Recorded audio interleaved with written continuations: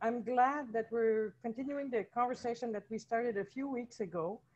Um, as Martin and I and a few other people were just discussing who can be against virtue and who could be against better bilateral relations between Uruguay and Canada.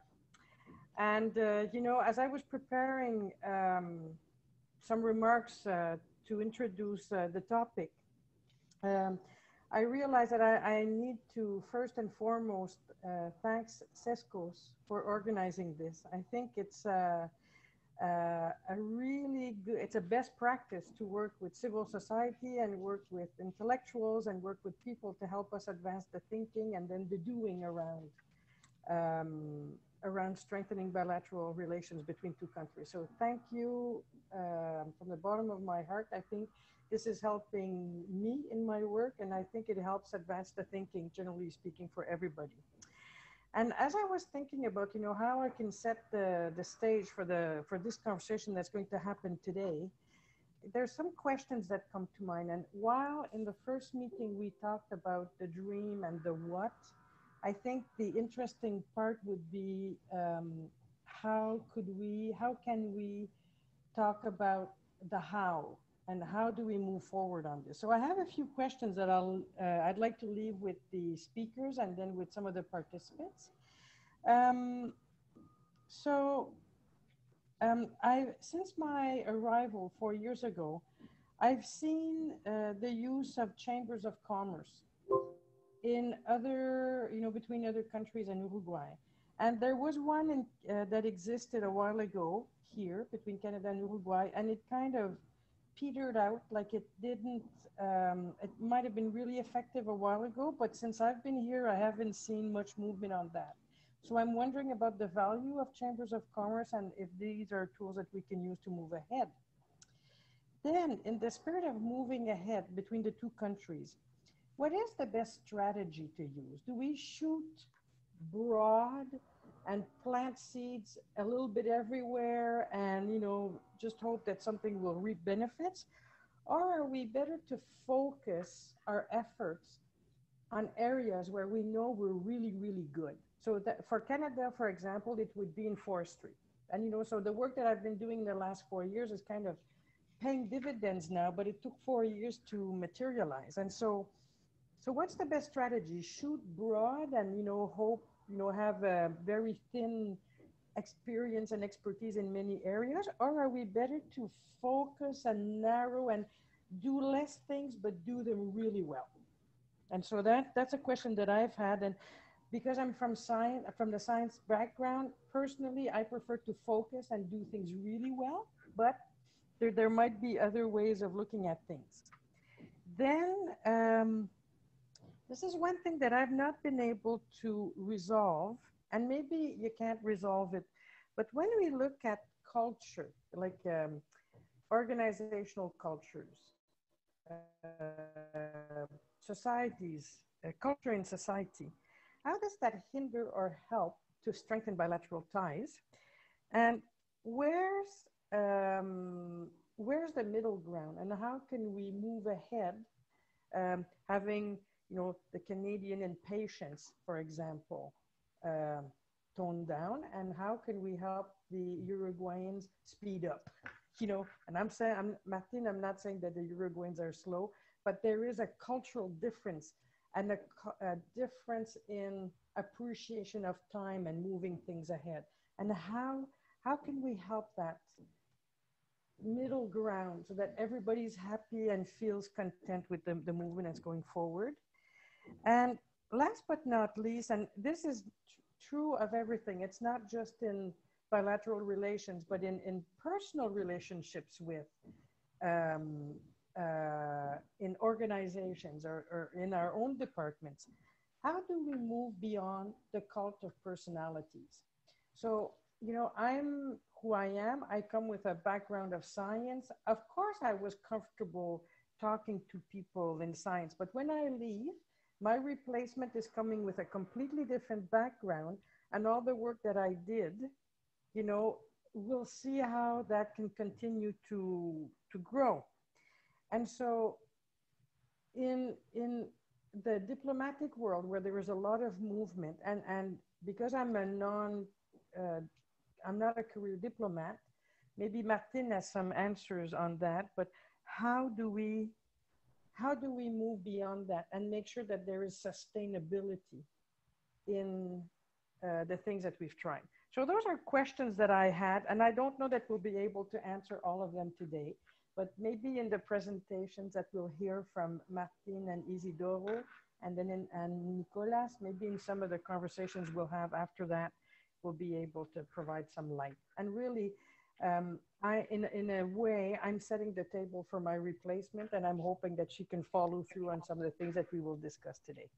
So on these notes, I think I will pass on the microphone to Martin Vidal, who's Uruguay's ambassador to Canada. And Martin has been in his position now since 2016. So both of us have been working together and learning our jobs, I think, well, in my case, learning as I went, but we've developed a very good relationship. And he's been like, he's a career diplomat, and I'm afraid I don't have my notes in front of me right now, but Martin, I think you joined the Cancilleria in 1977 or 87?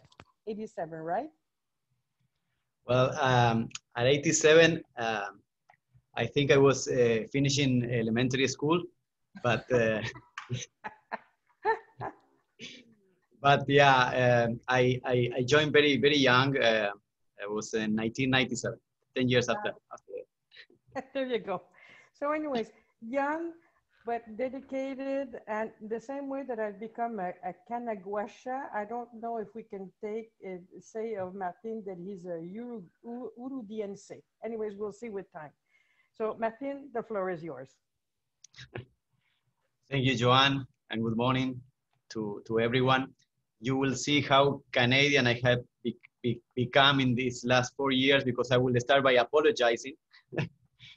Because the presentation that you will hear from me goes a little bit more to the basics of the bilateral relationship.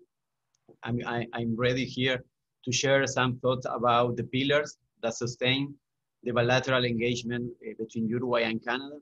I'm saying this because some part of the presentation won't address directly the questions that Joanne has just raised, but I think that are very important questions that we need to address. So at some point in the presentation, I will be very happy to share my thoughts about these questions, and later if we have more from the audience. So thank you very much to you, Joanne, for introducing me, and especially to CESCOS for giving me this opportunity, and especially for everybody involved in promoting this conversation.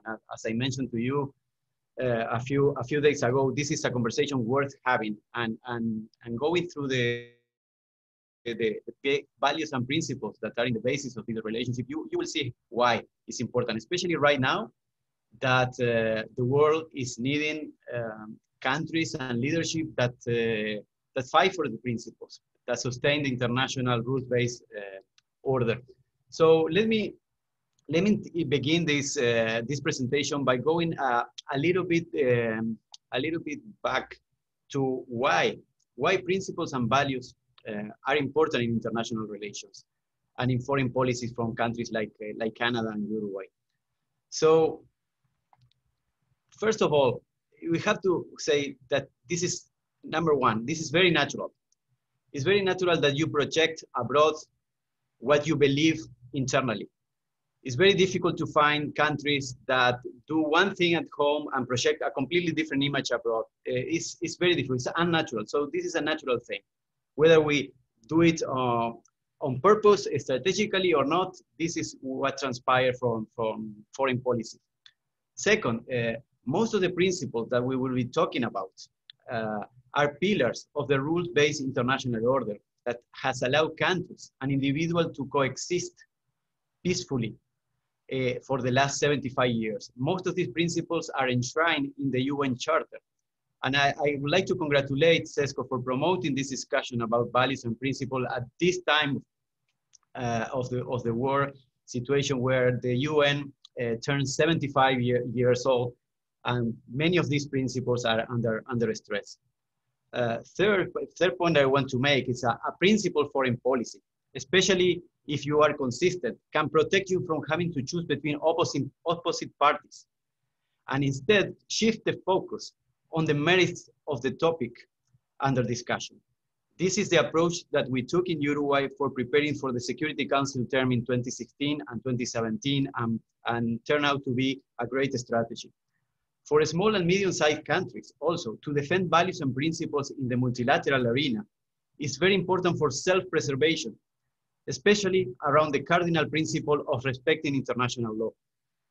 But these principles and values that we're talking about, they only are meaningful when the benefits reach to individuals of each state, who before being national of each or any country, they are holders of rights by the simple act of being human beings.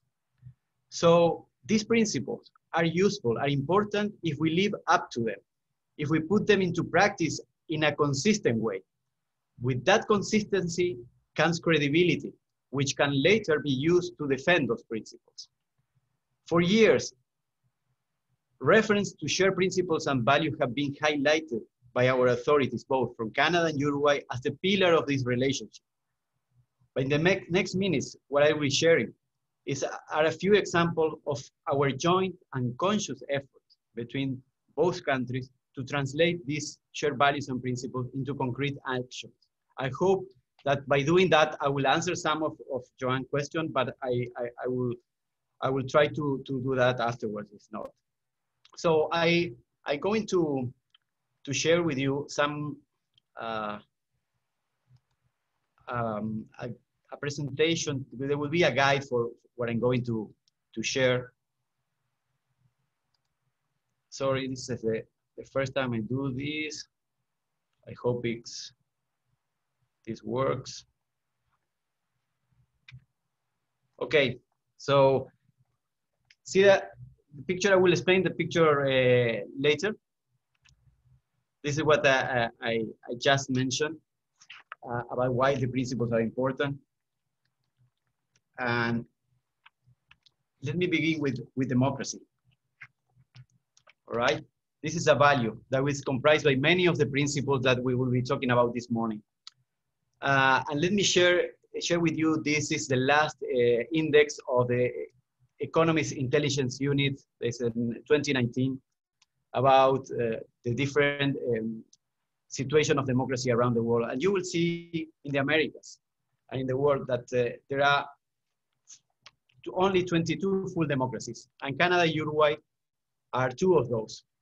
And not only that, Canada and Uruguay are the #1 and #2 full democracy in the Americas. So the Inter-American Democratic Charter is the political and legal framework that brings us together in defending this value.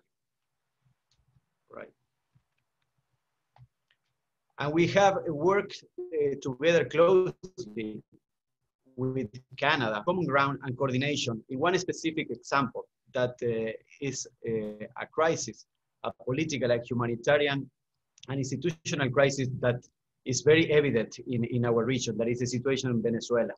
So despite the fact that we belong to different groupings that are promoting the same a solution to the Venezuelan crisis, Canada in the Lima group and Uruguay and in the international contact group, we have found common ground to work together and coordinate a very clear message on how this crisis should be addressed.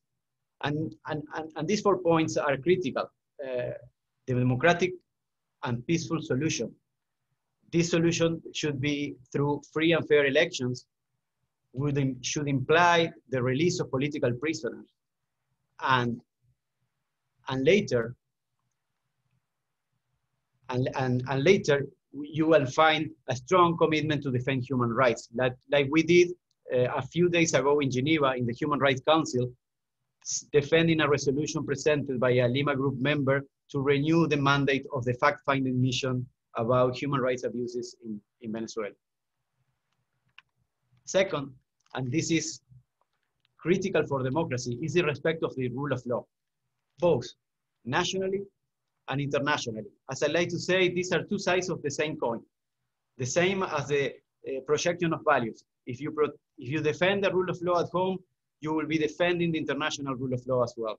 So at home, two critical concepts connected to this principle: the separation of power and independent judiciary, strong institutions, and legal certainty. This, I think, in a way, Joanne, answers a little bit of your question about the cult of personality. We are countries that defend institutions and continuity of policies, and this should be our message to our authorities, to keep an agenda that doesn't change despite the changes of not only ambassadors, but also government. Of course, each government will have a different emphasis in one policy or another, but the agenda, especially if it is based on common interest, should remain constant throughout time in order to reap the benefits of the joint work. And internationally, Canada and Uruguay join forces constantly in defending the United Nations systems, the World Trade Organization, the International Criminal Court, and last but not least, and there was a picture at the beginning of this slide, the International Court of Justice, that both Canada and Uruguay accept the compulsory jurisdiction of the ICJ. And this is a very strong support to the international rule of law. So now I would like to show, this is the core of the bilateral relationship: human rights and fundamental freedom. This democracy depends a lot on them, and they reinforce each other. You will see Canada and Uruguay joining forces in the regional space and in the international forum to promote human rights and fundamental freedoms. I will share with you 3 examples of this joint work. So one of these examples is the women's rights in the agenda of women, peace, and security. Canada and Uruguay have the co-chairmanship, the co-presidency of the Women, Peace, and Security Global Focal Point Network for 2020, and now for 2021 as well. We are doing such a good job that everybody wanted to extend 1 more year to this co-presidency. So the picture that you see there is the inauguration of this presidency last December in the Mercosur building. Below that, you see a logo. This was created by a Uruguayan designer, Gabriel Vendersky, mixing the symbols of the 2 countries and exchanging the colors in a very creative way to show unity, partnership, and has been accepted by the whole network as the logo of this initiative.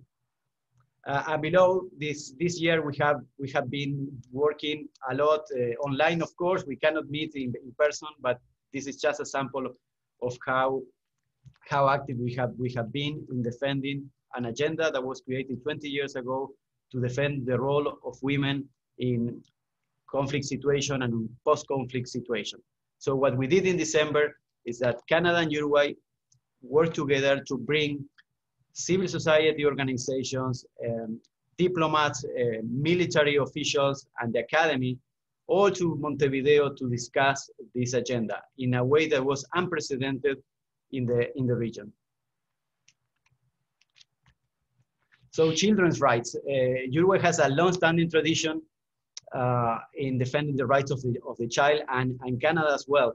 But Canada, what has specialized in the last 25 years, and the reason I'm showing this picture is not because I'm in it, but it's especially about the Canadians in the picture. You will see Lieutenant General Romeo Dallaire, an icon in the world of maintenance of peace and security, who had the gigantic and impossible task of leading UNAMIR during the genocide in Rwanda in 1994. So he created this Dallaire Institute to eliminate the recruitment of child soldiers. So we're working together with Canada through the elaboration and implementation of the Vancouver Principles and the Child Soldier Initiative, trying to establish a center of excellence in Uruguay for training for the troop and police that are going to be sent to United Nations peacekeeping missions and will have to perform the very sensitive task of protecting civilians in armed conflict. The third example is LGBTI rights.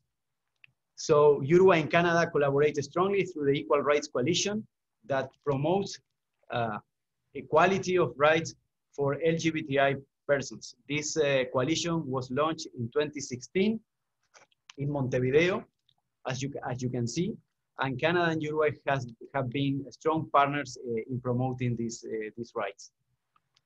So let me turn a little bit to the peaceful solution of settlements and maintenance of international peace and security.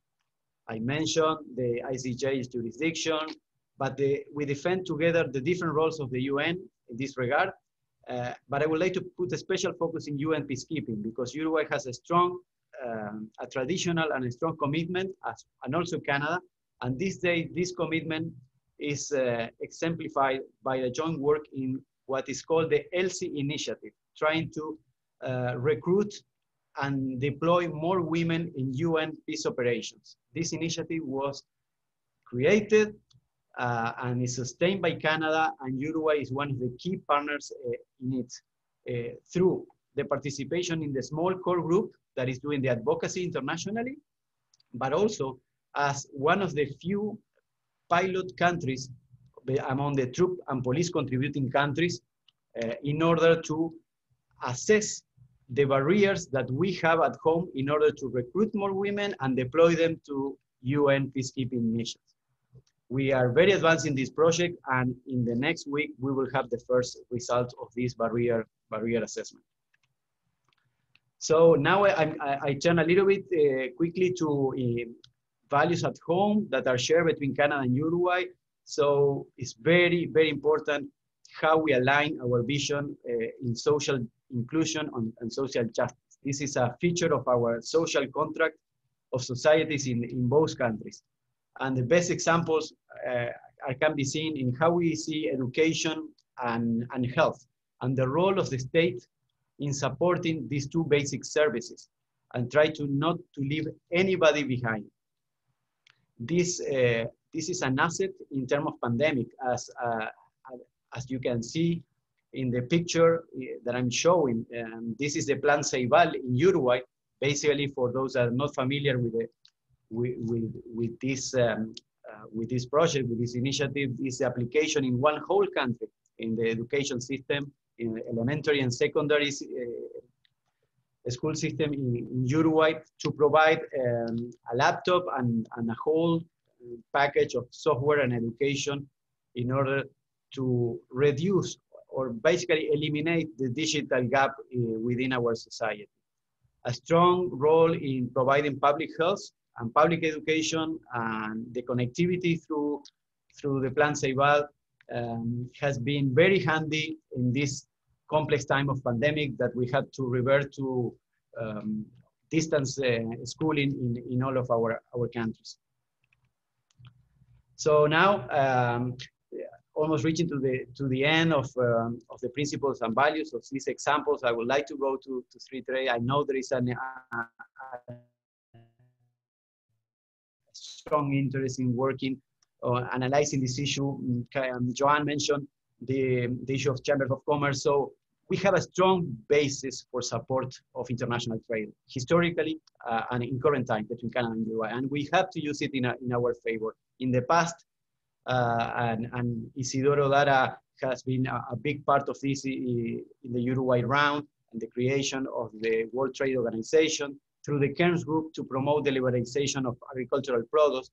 But also most recently, Canada and Uruguay joined their voices to demand a strengthening of the WTO dispute settlement system. And recently, with two very clear and strong declarations at ministerial level about how the nations should react in terms of international trade during the pandemic to keep the trade open and the lines of supply, and also the trade of agricultural products. So finally, I will leave with you an idea that to add another principle and value to this agenda.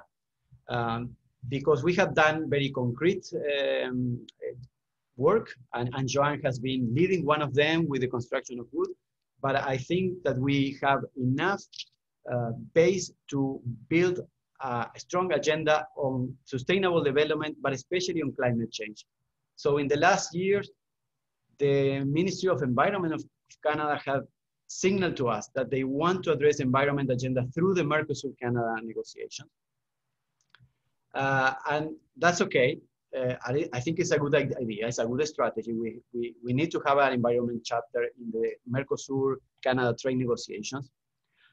But the alignment of vision between Canada and Uruguay in the most sensitive and biggest challenge that humanity will be facing in the years to come, that is climate change, is so clear, is so strong, but that I think we have to work harder in building a strong agenda in this chapter. And the beauty of this is that we cannot do it alone. The way to address climate change is not only through the commitment of the Paris Agreement between the governments. We need civil society, and we need especially the private sector to play a big role in order to change the way that we produce things and we trade them. So to share a few examples, we have a strong interest in addressing the impact of agriculture in climate change and how we can adapt to this, the methane emissions, lessons learned on that, the production of biojet fuel through that wonderful oil seed that was created in Canada and that we are planting in Uruguay. This is the picture that I'm showing to you. And of course, the construction in wood initiative spearheaded by Joanne. The private sector role, considering the strengthening of the concept of ESG, the environment, social, and governance angle that investment have to take care of, is a great opportunity for us to receive Canadian investment that wants to be sustainable, that are very, put a lot of importance on how companies translate this to social responsibility and good governance, not the respect of the rule of law again. So this is a whole circle. My final message to you is, of course, there are differences, and this is one of the, probably answering one of the questions of Joanne about culture. So we have some differences in culture, but I don't think that these differences are mainly about principles and value. This is about our different circumstances and context, and culture is part of that, from where we come from, probably. And this is something that is in constant evolution and will be part of this development of the relationship. But the message is invest in this relationship, and especially don't take each other for granted, because we think alike, we defend these values. Normally, we don't make the effort to reach out and try to build things together. Also, a note of caution, and this is because maybe I'm a diplomat, I have to deal with that in my career. We have to understand the limits of principles, because sometimes, especially in these times, and especially when you're dealing in bilateral relationships, when they are asymmetrical, you have to be pragmatic as well. And you have to be ready to include doses of pragmatism to these activities. And also, it's very important that Canada and Uruguay work together, but we cannot fight the erosion of principles alone. We need to work on building larger coalitions, and multilateralism, even though it's not a principle, it's a good way and a safer place to promote these values and principles together. Thank you very much. Thank you, Martin. I won't be speaking for a long time because the construction project is still going on, but I see that Isidoro has been able to join us with image, not only with thoughts. And so I understand from my notes that Isidoro was a former Director General of Foreign Trade in the Cancilleria. I've lost the notes. Anyways, Isidoro has been, I think, one of my best sources of information about trade and how things are could be very appealing for Canadian companies because of his work in Zonamerica. And on these words, I will let you take the microphone, Isidoro, and entertain us with some of your ideas. Thank you very much, Joanne. And let me first tell all of you that I am really sorry that I was not able to enter into the conversation as I wanted to. I tried to connect prior to the beginning of the meeting, but as things turned out, I lost almost all of the presentation by our ambassador in Ottawa. And now I'm ready, late, to come to my presentation, in which I try to show that there is a convergence, a certain convergence towards shared values between Uruguay and Canada. I will highlight some of those values. And as we all listened, our ambassador mentioned, there may be a limit on shared principles, but shared principles are there, and it's very important that we use them. The method I will use to look about Uruguayan principles through time and the degree in which they are shared with Canada is to use some internationally accredited sources, so we can all share indicators of certain basic values. And that will set Uruguay in the regional and in the global context. And then finally, I will take a look at value maps, which are very useful to show this. Indicators for certain basic values. I will look at Latino barometer to see the attachment to democratic values. I will look at the Economist Intelligence Unit for fulfillment of democracy. I will look at Freedom House for political rights and civil liberties. I will look at Transparency International for transparency. Freedom House for press freedom, and the World Bank for political stability and absence of values. Let's turn to democratic values. What we have here is not the latest, but anyway, it's a very recent version of the results of Latino Barometer. This is an expression of the attachment to what we could call Churchillian, from Churchill, democracy.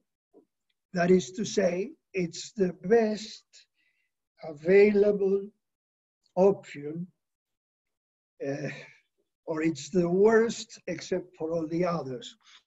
And just two questions that are addressed to a selected number of academicians and scientists and general people define this. The first is democracy preferable to any other type of government? You will see Uruguay is in the 70s or high 60s, and the decline you see is a decline you see almost overall. In the United States, in Western Europe, in the rest of Latin America, there is a certain disenchantment, certain decline of this degree of preference. But if you look at the rest of Latin America, well, you will see some, 31, some 45, some 43. There are roughly almost half of the degree of attachment that Uruguay has. The other question that in some sense puts the other one in context is, but under certain circumstances, wouldn't you prefer an authoritarian government? Uruguay is, let's say, around 10% would answer yes to this question. Okay, 10%. If you look around in Latin America, You have 27, 22, 20, 32, 18, okay, things that are sometimes twice as high as Uruguay in this respect. Can we go to the next slide, please? Here we will try to look at the fulfillment of this attachment. And this, the Economist Intelligence Unit makes, let's say, a ranking of countries with similar practice of democratic values. Uruguay appears in number 17, Canada in number 7, but if you know how to read statistics, there are two things that are very important. Although the cardinal, that is, ranking places makes us look separate, in fact, is less than one percentage point of the score. And if you further look into it, you will see that Uruguay goes with flying colors similar to those of Canada in electoral process and pluralism and functioning of government and in political culture, roughly. But we lose some of the points in the column headed by the title Political Participation. Why is this so? Since we all know in Uruguay there are two favorite sports, soccer and politics, and it depends on the moment. One is more popular than the other, because those who compile this index, in the case of compulsory voting, immediately per se give a half of the score to those countries. If not, if we would have, instead of say 444, we would have I don't know, 8, then we would be very much like Canada. So that goes to show that in this respect, we rank within shouting distance and clearly way out of what happens in the rest of Latin America.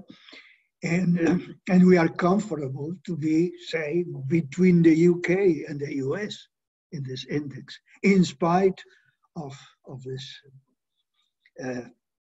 compulsory vote quirk. May we go, oh, thanks. You have gone already to the next slide. This is from Freedom House, a think tank from the US, somehow aligned to the Democratic Party, but I think in this respect, nothing is partisan or biased. They rank countries according to their political rights they offer to their people and the civil liberties enjoyed by their people. And 1 is the best score, 7 is the worst. I only took a picture of the last page because that's where Uruguay is. Canada is also, just in case, also 1-1. No ifs, no ands, nor buts. In this page, you have United Kingdom, United States, only because of alphabetical order, and Uruguay, as I said, and no one else, and Tuvalu. But yes, those are the only flying colors in this page, and believe me, there are few and far between in the preceding pages. Canada is one of them. Then we can go to the perception of Transparency as compiled by Transparency International. You will see that Canada ranks very high, 8, and Uruguay apparently low, 23. Just let's put that in a regional context and you will see we are not that low. But anyway, well, we are ex-equal with France and not that far below the United States or Belgium or Austria. It's simply that Canada, in this respect, is better, but not that we do not comply with the value of transparency. In fact, in the map, you will see, oops, in the previous map, sorry, can we, okay, in the map you will see there is a small yellow spot. Well, Canada and Uruguay are in yellow. Most of Western Europe is in yellow, Australia, New Zealand, Japan, but not that many countries. Okay, maybe now go, please, to the next, which deals with freedom of the press. This was a, this is a, oh, sorry, we can go back for a moment. Again, you will see a small green spot where Uruguay is, which is the same green as Canada, and as most of Western Europe, Japan, Australia, New Zealand. The rest of the world have a lower degree of press freedom or are not free at all. We can go to the next. I know we have, well, what about political stability and absence of violence? This was compiled by the World Bank. Again, although I know this is hard to see, you will see a spot in green where Uruguay is, which is the green of Canada, most, but not all, of Western Europe, Australia, New Zealand. Yes, the club of these countries is small. Yes, Canada and Uruguay are in that club. Having said this about individual indicators, I would like now to turn to what is the World Values Survey. It is a survey conducted every so often, every 6 years, with a wave of polls going to different academicians, statisticians, and politologists all over, no, not all over the world, to 100 and something countries. And countries, or representatives of those countries, give answers to a lot of different questions, some of them to check one to another, and then every country apparently gets located in a cluster of societies with similar values, and that cluster is illustrated in a quadrant in which you have in the x-axis mainly survival values, that is food, lodging, garments, I don't know. Those are the values. And in the other extreme, self-expression values. Beethoven 9 is not in the survival values. It's close to the self-expression values, if I may say. On the y-axis, you have traditional values and secular and rational values. And it's a continuum, of course. Both the x and the y-axis are continuous. Every country, by its answer, is located in this map of values. And you will see there is a cluster called, in 1996, Latin America and another English-speaking countries. By virtue of the replies given to the poll in Uruguay, Uruguay is not even in Latin America. It escaped a little bit upwards, and it is not that far away from Canada. First of all, in terms of the balance between traditional and secular rational values, it would score roughly the same. And in terms of self-expression values or survival values, Canada is much to the self-expression values extreme, but still, if you compare Uruguay with, say, the cluster of Latin America, well, Uruguay is closer, not in geographical terms, in values terms, to Canada than what it is to many Latin American countries. You might say 1996 was a special time, but remember, values are something of a permanent, more or less permanent nature. They take time to build up. They take time to go away. So maybe in the next volley of surveys, oh, sorry, didn't we have one before?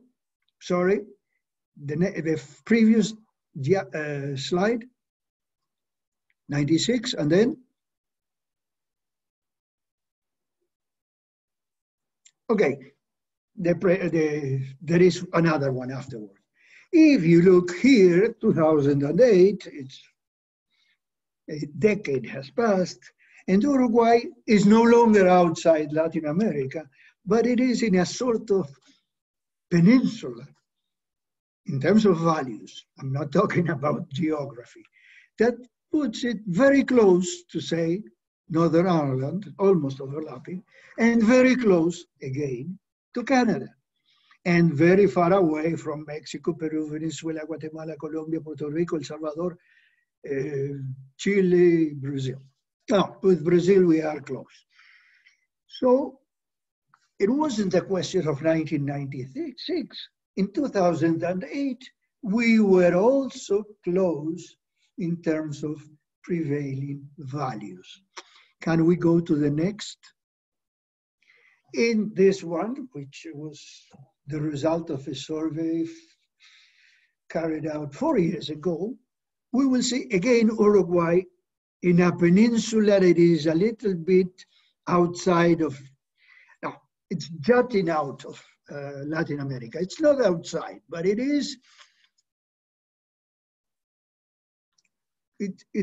somewhere far away than countries in the Latin American group, including others that do not share the geographical position, but share some of the values, like Poland or Malta. So this cluster of Latin America has Uruguay again, sort of overlapping with North Ireland, and sort of at the same level in terms of traditional versus secular rational values as Canada.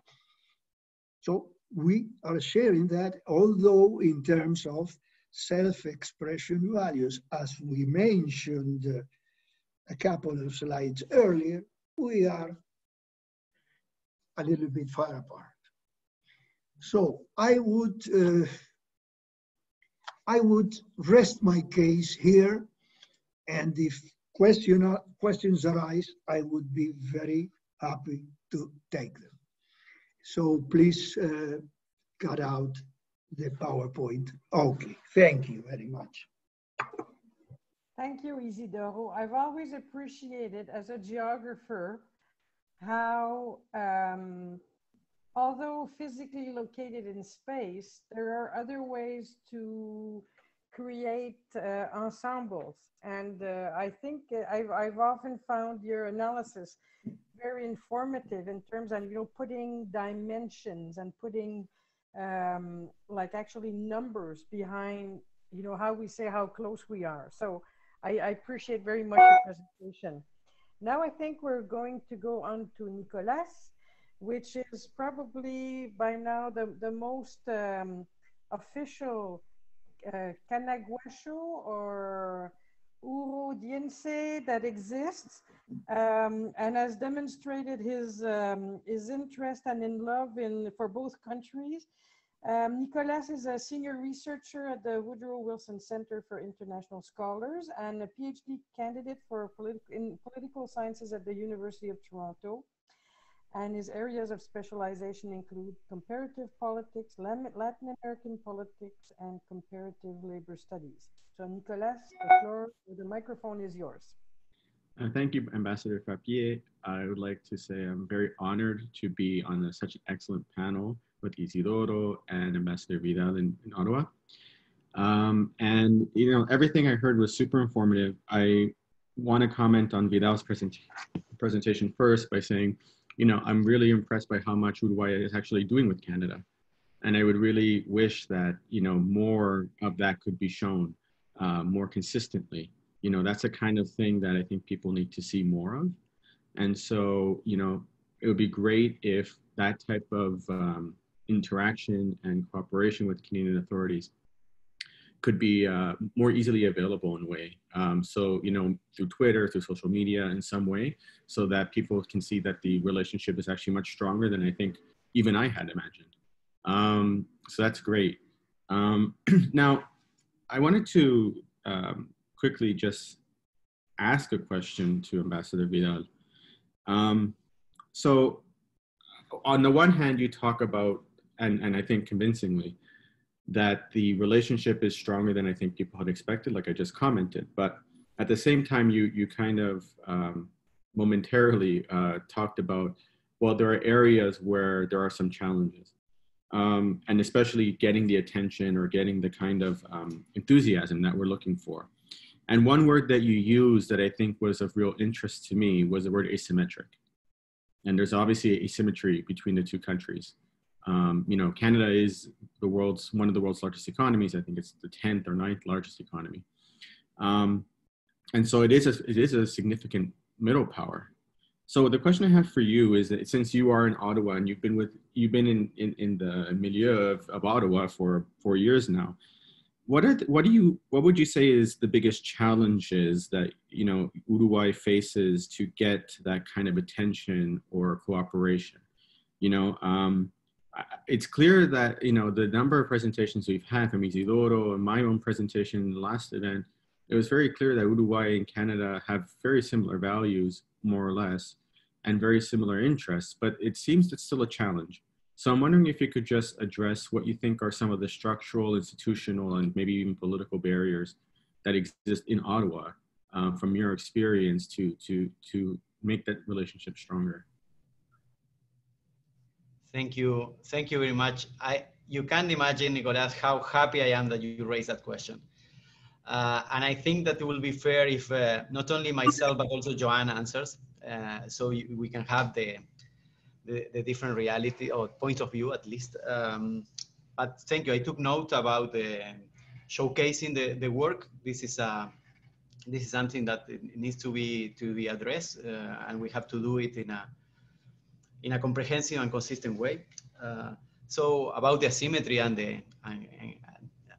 to get the attention is my constant challenge here. It's nobody's secret that the level of access that Joanne has in Uruguay is completely different than the one I have here. And I don't complain about it. It's a reality. You cannot compare the depth, the size of the bureaucracy of the Canadian federal government to the Uruguayan government. So we have to work with that reality. What I think is the deep answer about this is how convinced we are as countries that it is in our reciprocal benefit to invest in this relationship in a consistent way throughout the years.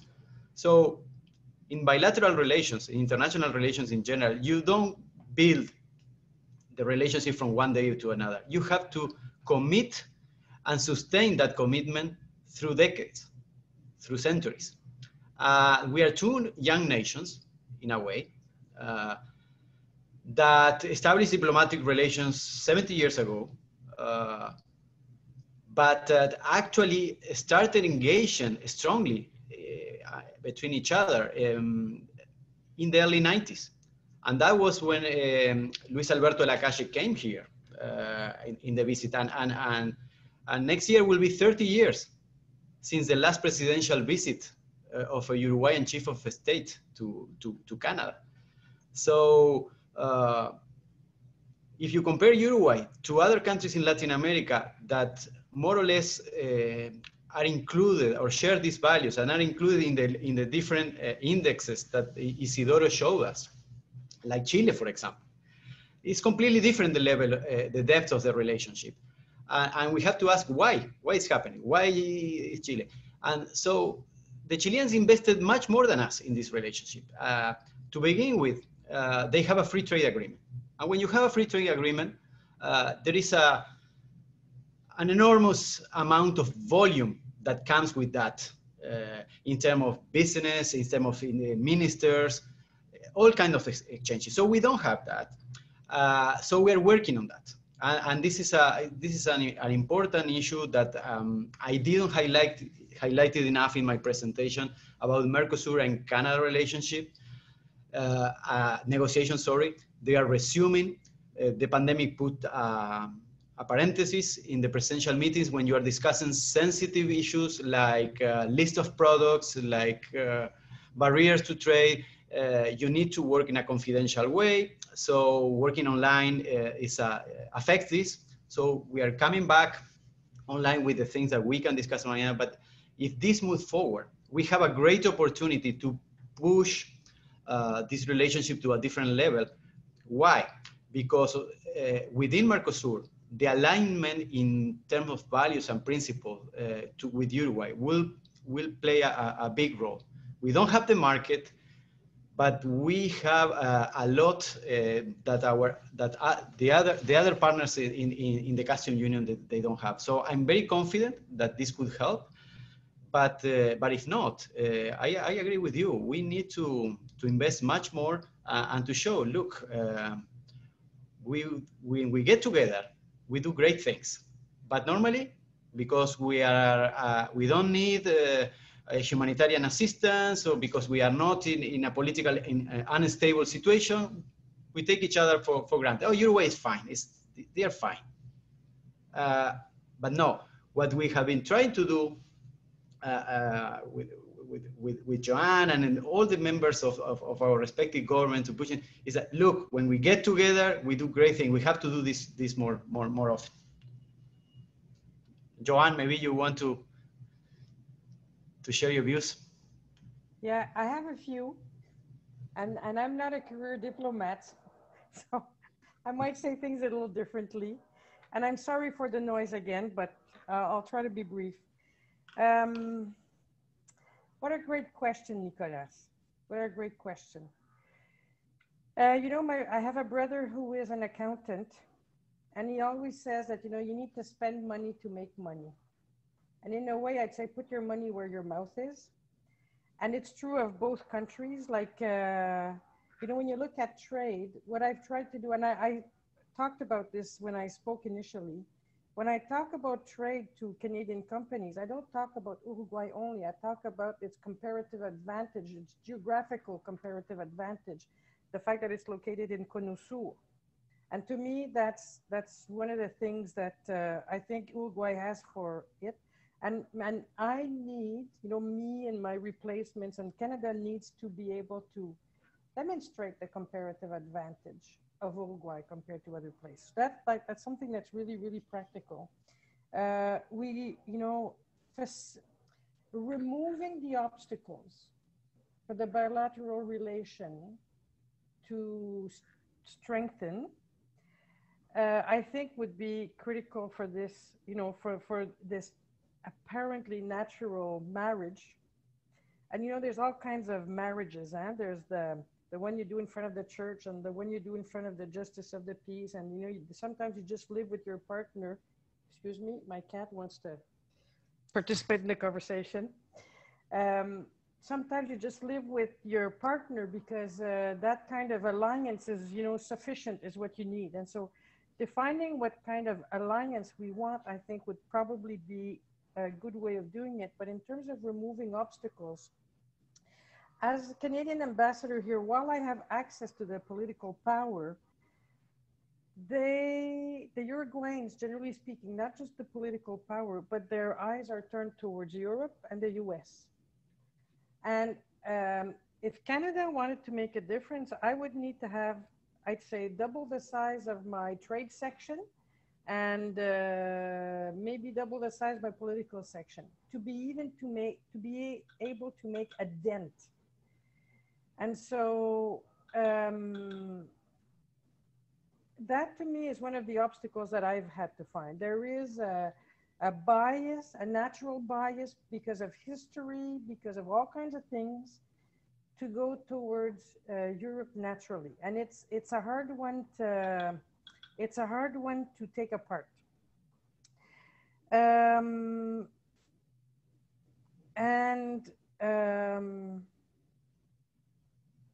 Finding, you know, a little bit like that analogy that I use about different kinds of marriages, I think finding the sweet spot where both countries achieve their objectives. And here, you know, I think the easiest place, and Martin has talked about it a lot, is, you know, on peacekeeping in particular, on gender equity, and some of the values, like, you know, standing together in the international arena and starting to build the relationship maybe at the political level. I met with President Lakachepo informally in Salto a couple of weeks ago, and he was telling me that he actually met Prime Minister Trudeau when both of them were in their 20s in Paraguay, I believe. So Martin, you and I have to do a little bit of homework on that. And, you know, finding that sweet spot, the common area where everybody benefits from working together, I think is where we need to pay some attention. So, and the other thing that I've noticed from my stay here is that, you know, initially as diplomats, you know, I'm asked to speak to ministers and to the political apparatus and to the intelligentsia that exists here. But I've also found that working from grassroots and growing up, which is what we did on the wood thing. So working from grassroots and working up the ladder actually was probably more effective on a sustainable long-term basis than actually going to politicians that might change in 5 years from now. You know, speaking to the cult of personality I was talking about earlier. So, great question, Nicolás. I'm not sure I answered it, but I think one of my answers would be removing the obstacles that prevent this marriage from happening in a more official way is probably one of them. Whether it's labor laws, whether it's looking at the history of a country and, you know, trying to put your big toe into with the Europeans and the Americans. I mean, I think there's a number of things, and then working from grassroots and the top at the same time and kind of finding the sweet spot in the middle. I think those are the opportunities that will allow this strengthening to happen. Great. I mean, a lot of these subjects that were just discussed, I actually addressed. I'm going to quickly just share my screen for 1 minute. I don't know if you can see that. I recently wrote an article on this issue. And, you know, one of the things I discussed here was the issue of the fact that Uruguay is a small country and it needs an ally like Canada right now. And the values that Isidoro was talking about, I think, are really important to highlight that kind of relationship and the importance that relationship has. So, you know, earlier in the conversation, Ambassador Frappier was saying in the introductory remarks, she discussed how, you know, one of the things that she was wondering is that the cultural differences, does it help or hinder relations between the two countries? And, you know, Isidoro, you had an amazing overview of the, you know, these cultural maps, right? That basically Uruguay is like this country that straddles the line between Latin America and Anglo-America. In a way, it's a very kind of strange, exceptional case, right? Uruguay is always the exceptional case in its own way in many instances. So, you know, I was wondering if you could talk a little bit more of what you, from your experience as well, you know, you have vast experience in trade and foreign ministry. If you could discuss a little bit more about how you think those values actually are operationalized in your relationships with other countries, and how Uruguay's relationship with Canada, for example, could be advanced with these very similar values. How can, in other words, how can Uruguay leverage in practical terms the values you were discussing in your excellent presentation? Thank you very much, Nicolás. The first thing is, values do not need to be, let's say, exhibited very actively. They become clear at the table, whether it's a negotiating table between countries or between firms, because everybody going to the table has done his homework, has read about the other country or firm, and knows about more or less about whether it's transparent or not, whether it's democratic or not. And so the negotiator, government or firm, does not need to work a lot to show the credentials about the similarity in values. But there are a few things that may make me depart for your very precise question and move a little closer, a little further away, I'm sorry. Would you be considering, would any country be considering the precise market of Rotterdam? Would they be looking at the low Netherlands, or Netherlands and Belgium, or the Benelux? No, they would mostly be looking at Rotterdam, the Netherlands, etc., as places through which you do business with a much larger hinterland. And the larger hinterland is really what matters. Nobody is going to sell everything it can to Rotterdam, but many will sell a lot of what they can through Rotterdam, via Rotterdam, from Rotterdam. And this is one of the values, not values in the sense of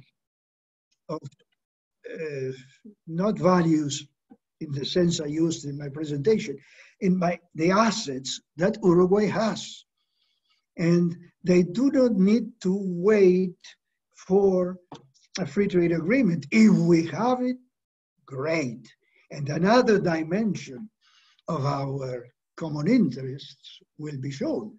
But if we cannot arrive at the moment, or so far, to a free trade agreement, this tradition of being a transit trade country that is anchored in our geography and in our history is useful to Canadian companies to optimize their footprint in the Cono Sur or in South America at large.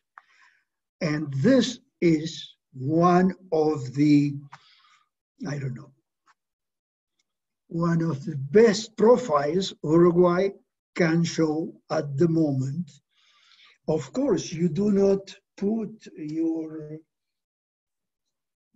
footprint in the region at jeopardy by using a country that may have or not have some of the values we have mentioned and that sort of coincide with those of Canada. But if you have those values and if you have the advantages that we know Uruguay can offer in this respect. We have almost 500 foreign companies, very few Canadians, using Uruguay as a way to optimize their footprint in the region and beyond. So this is something that we could work on and would add to the dense net of communications and interests between the two countries. Thank you.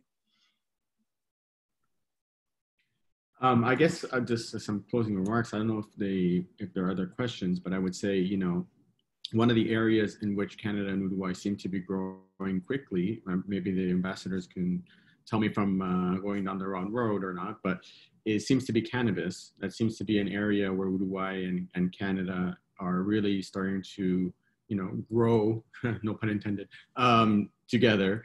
And I really think that this is a great opportunity. I think one of the issues is that, you know, not only is Uruguay a great logistical hub, which I think Isidoro is discussing about very well, but Uruguay is, you know, very well placed to take advantage of its bounty, its natural bounty of being such a productive country on the Pampa, to become a major exporter of cannabis, which is going to be a huge industry in the next decade. And the other thing I think that's important to note, and one thing that I hope we can talk about in the future, is recently, I don't know if this has been confirmed or not, maybe somebody can tell me, but I do believe Google is investing $100 million in Uruguay in a data center. And I think that is, for Uruguay, some of the best PR you can get. That you have a major multinational that has said, you know, of all the places in Latin America I could have invested in, I'm going to invest in Uruguay. And I think they're even investing in Canelones, which is where I'm from, at Canario. So that makes me a lot happier too. But nevertheless, I think for, you know, for Uruguayos in Canada, it would be really important to highlight that Uruguay is not just a logistical center, it's not just an agricultural power. But what Uruguay is also potentially becoming is a service sector area for growth for services. You know, Canada has its own like mini kind of Silicon Valley in the Kitchener-Waterloo area. And, you know, that's not a bad idea for Uruguay to kind of have a little footprint there. You know, making it clear that, hey, you know, Google's invested here. We also have Mercado Libre coming to Uruguay, you know. So I think just going on forward, and I think Ambassador Frappier, I know you're leaving, but I hope that you can, you know, introduce us to the new ambassador and you can help us with this process of transition, because it'd be really, really interesting to discuss how to make this more possible, and help also Ambassador Vidal in Ottawa to think in new ways of how to make Uruguay's image, leverage the image that we have in ways in Canada that people probably don't know. But anyway, that's what I'm going to end my comments on. Thank you. Well, thank you very much. My name is, are you hearing me? My name is Pedro Isern. I'm CESCOS Executive Director. It was an outstanding presentation. I had a question, but it is too late, for Ambassador Frappier. How is the relationship between Canada and New Zealand? Is there any hint we can get from those, from New Zealand and Australia? No, is there any hint we can get from those two experiences? Maybe too late, maybe for the next conference. Before finishing, I'd like to say thank you a lot for Martin, to Isidoro, to Ambassador Frappier, to especially to Nicolás. It is important for us to mention the next conference on Uruguay and Canada relations, which will be mainly related to commercial topics such as cannabis. Nicolás mentioned that on the last week of October. And also we would like to mention we are starting to work in an introductory policy paper on this special hemisphere American relationships. So I don't know if Ambassador Frappier and Martin would you like to say a final, very brief comment? We are finishing. It was again an outstanding presentation, and I would like to say thank you very much from CESCOS. Martin, Ambassador Pocho, Nico, we are finishing. Thank you. A last comment from you, Ambassador Frappier. Martin, please.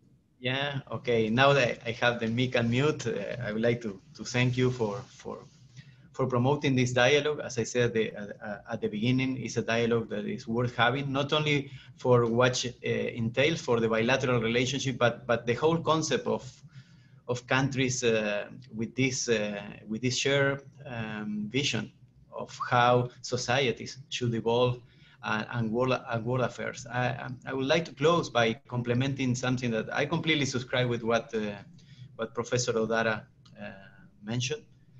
And apart from that, what Uruguay can provide to this equation, of course Canada provides as well, is what a value that increasingly will be looked after in the near future, and with the new generations coming to important positions in government and in business. And this is certainty and sustainability. So maybe Uruguay, even in Canada, we are not the countries where you can have the largest profit in the shortest period of time. But we provide certainty in the longer term, legal certainty, political certainty, and social stability. And the other very important value that the new generation will be paying a lot of attention is to sustainability. They will demand that investments, that the areas of focus are sustainable, because climate change is happening. And we have a strong alignment on that. And I really believe that Uruguay can be a hub through the transit position that Isidoro brilliantly mentioned for the environment, social, and governance approach for foreign direct investment. Thank you.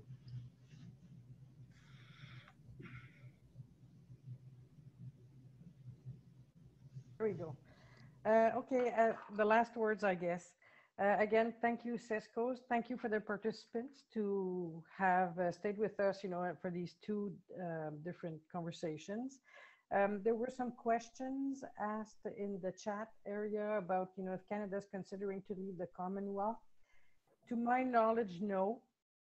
In fact, our experience with Australia and New Zealand is probably strong because of the Commonwealth and because of some, again, joint values. And so, I guess it's, again, looking at what's the sweet spot and how can countries continue to deliver sustainability, economic sustainability for their citizens without leaving anybody behind.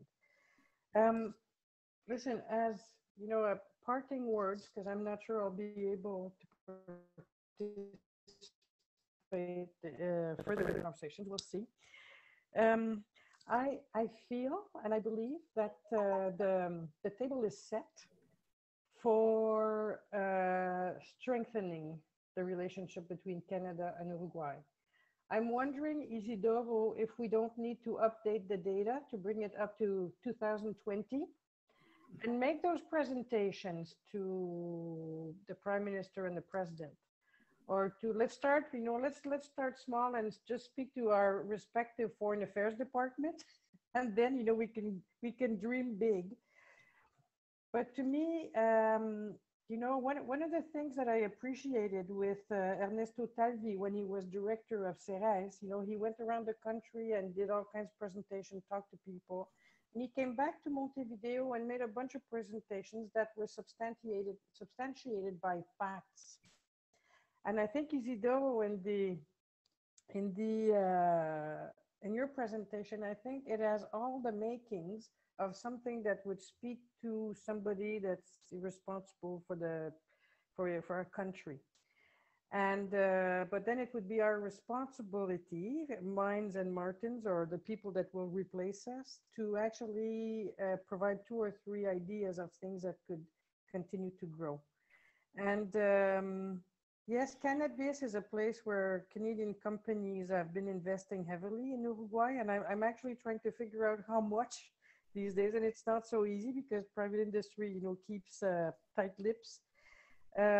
But your point, Nicolás, on Google, I think is very important. Both Canada and Uruguay totally believe in open source, open data, open science. And that is a quality of mature countries. You're not afraid to open the books because, you gain common intelligence and common sense when you share your data. And so to me, that's probably one of the places where we could do even more, and in particular on artificial intelligence. So as one of the subject matters that you address in some of your, on the trade side of things, maybe, or the commercial side of things, or even on the value side of things, so the whole conversation around artificial intelligence, I think, is quite mature in Uruguay and Canada. And I think that would be one of the low-hanging fruits that I would go for. Other than that, well, my most favorite subject, building with wood, Uruguay Natural. There is so much to share there on the education front and on the practical realities of actually building with wood and looking at the value chains and, the advantages upstream and downstream of looking at forestry as, one of your climate change strategies. To me, that's something where both countries could really, really benefit from more exchange on. So on this, I will turn my microphone off. And Pedro, I don't know if you wanted to say last words. Chef, thank you very much, Ms. Ambassador. Nico, a final word for you. Maybe better you finish this conference. I don't have many final words. I just want to, thank everybody again, the ambassadors and Isidoro, for their amazing presentations and the friendly atmosphere. Very Canadian, very Uruguayan. So, there's the values right there. We saw them in this presentation. And I would say there is a future for relations between the 2 countries. The thing is, again, the next steps, what I'm going to emphasize is that we can't stop. The treadmill is going. It's starting to move, but it needs to move faster, and it needs to move with more participants. And the more people who are on the treadmill, the better it will go. So I really look forward to the next event, which will be, I don't think we have a date yet for it, but I think it's at the end of October, as Vidal said. It's going to be really fascinating. It's going to address a topic that I think, again, a lot of people are really interested in, which is cannabis, and amongst other issues. And again, I'm really excited. I'm looking forward to seeing everyone again and keeping in contact with everyone. And again, the way that policy change happens is through communities. It's not through individuals. So I'm really looking forward to keeping this community alive. Thank you.